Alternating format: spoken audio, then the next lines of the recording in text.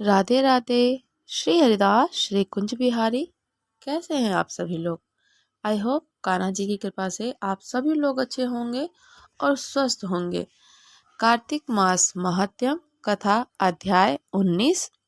श्री विष्णु मम हृदय में प्रेरणा करने वाले नाथ, लिखूं महत्यम कार्तिक रखो सर पर हाथ।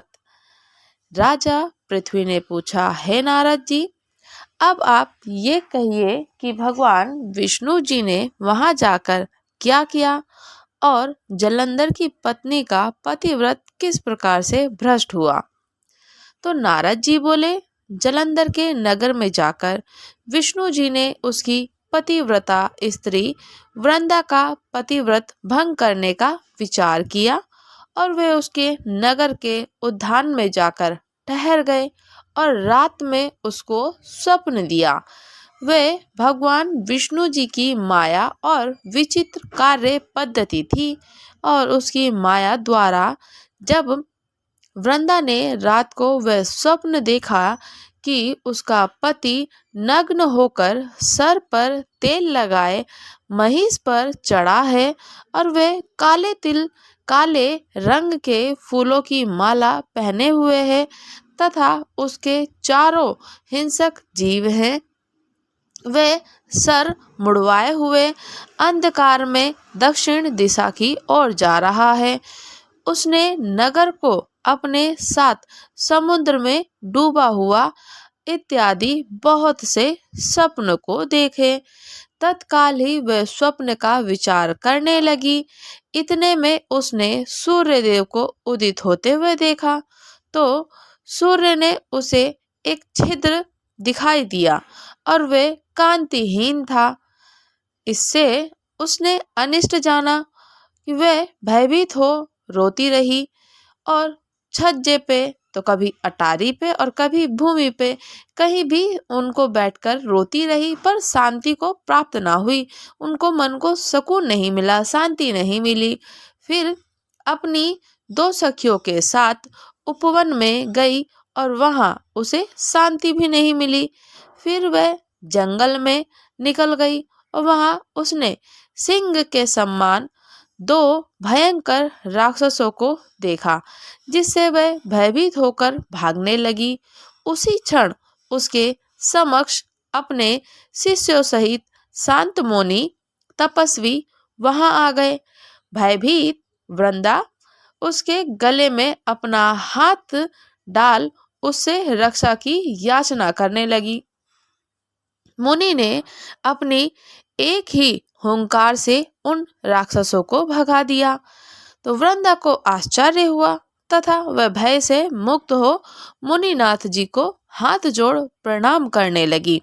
फिर उसने मुनि से अपने पति के संबंध की कुछ उसकी कुशल क्षेम की प्रसन्न किए। तो उसी समय दो वानर मुनि के समक्ष आकर हाथ जोड़े खड़े हो गए और ज्यों ही मुनि जी ने भ्रुकुटी संकेत किया तो ही वे उड़कर आकाश मार्ग में चले गए। फिर जलंधर का सिर और धड़ लिए मुनि के आगे आ गए। तब अपने पति को मृत हुआ जान वृंदा मूर्छित हो पृथ्वी पर गिर गई और अनेक प्रकार से दारुण विलाप करने लगी। उसके पश्चात उस मुनि से कहा कि हे कृपानिधि, हे कृपानिधान, आप मेरे इस पति को जीवित कर दीजिए। पतिव्रता दैत्य पत्नी ऐसा कहकर दुखी श्वासों छोड़कर मुनीश्वर जी के चरणों पर गिर पड़ी। तब मुनीश्वर जी ने कहा, हे शिव जी, यह शिव जी के द्वारा युद्ध में मारा गया है और जीवित नहीं हो सकता, क्योंकि जिसे शिवजी भगवान मार देते हैं वह कभी जीवित नहीं हो सकता, परंतु शरणागत की रक्षा करना सनातन धर्म है, सनातन का धर्म है। इसी कारण कृपा कर मैं इसे जिलाए देता हूँ। तो नारद जी ने आगे कहा, वे मुनि साक्षात विष्णु भगवान जी ही थे जिन्होंने ये सब माया फैला रखी थी। वह तो वृंदा के पति को जीवित कर अंतर्ध्यान हो गए। जलंधर ने उठकर वृंदा को आलिंगन किया और उसके मुख को चूमा। वृंदा भी पति को जीवित हुआ देख अत्यंत हर्षित हुई और अब तक हुई बातों को स्वप्न समझा। उसके पश्चात वृंदा सकाम हो बहुत दिनों तक अपने पति के साथ विहार करती रही। एक बार सूरत एवं संभोग काल के अंत में उन्हीं विष्णु जी को देखकर उन्हें ताड़ित करती हुई बोली, हे पराई स्त्री से गमन करने वाले विष्णु, तुम्हारे शील को धिक्कार है कि मैंने जान लिया कि मायावी तपस्वी तुम ही थे। इस प्रकार कहकर कुपित पतिव्रता वृंदा ने अपने तेज को प्रकट करते हुए भगवान विष्णु जी को शाप दे दिया। तुमने माया से 2 राक्षस मुझे दिखाए थे, वही दोनों राक्षस किसी समय तुम्हारी स्त्री का हरण करेंगे। सर्पेश्वर जो तुम्हारा शिष्य बना है, ये भी तुम्हारा साथी रहेगा जब तुम अपनी स्त्री के विरह में दुखी होकर विचरोगे, उस समय वानर तुम्हारी सहायता करेंगे। ऐसा कहती हुई पतिव्रता वृंदा अग्नि में प्रवेश कर गई। ब्रह्मा आदि देवता आकाश से उसका प्रवेश देखते रहे। वृंदा के शरीर का तेज पार्वती जी के शरीर में चला गया। पतिव्रत वृंदा के प्रभाव से वृंदा ने मुक्ति को प्राप्त कर लिया था। तो बोलिए श्री लक्ष्मी नारायण की जय हो। कार्तिक मास महात्म्यम की जय हो। कार्तिक स्नान की जय हो। कार्तिक के मास की जय हो। तुलसा महारानी की जय हो।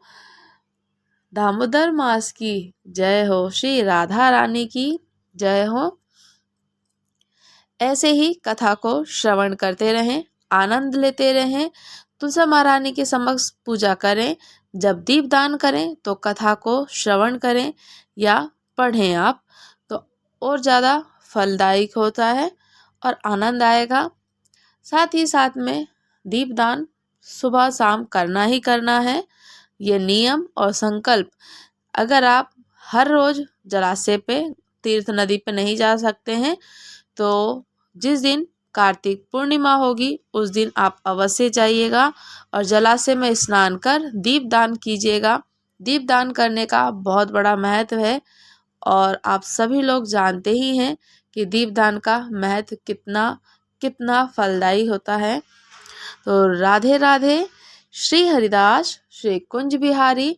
अगर आप लोगों ने अभी तक हमारे चैनल को सब्सक्राइब नहीं किया है तो चैनल को सब्सक्राइब कर लीजिए और मुझको कमेंट करके ज़रूर बताइएगा कि आपको कथा कैसी लग रही है और आनंद आ रहा है या नहीं आ रहा। आ ही रहा होगा, इसमें ना का तो कोई मतलब ही नहीं है। भगवान जी की चर्चा है तो आनंद ही आनंद है। तो राधे राधे और शेयर भी कीजिएगा, ठीक है। राधे राधे। श्री हरिदास श्री कुंज बिहारी।